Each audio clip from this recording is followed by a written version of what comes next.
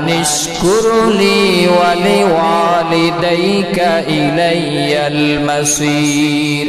রে বান্দা বান্দিরা, আমার ইবাদতের পাশাপাশি, আমার কৃতজ্ঞতার পাশাপাশি তুমি তোমার মা বাবার সাথে সৎ ব্যবহার করো, মা বাবার সাথে শুকরিয়া আদায় করো, মা বাবার কৃতজ্ঞতা জ্ঞাপন করো। জোরে জোরে বলেন সুবহানাল্লাহ।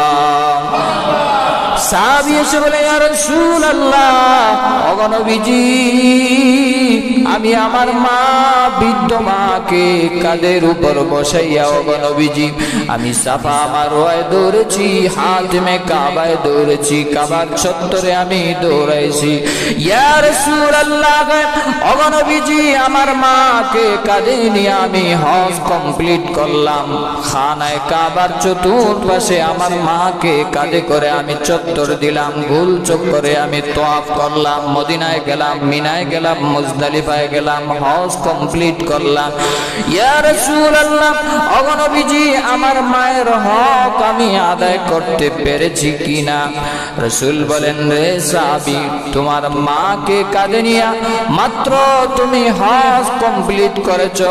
শুনে রাখো ও আমার সাহাবী, তোমার মার ঋণ তুমি কখনো শোধ করতে পারবে না।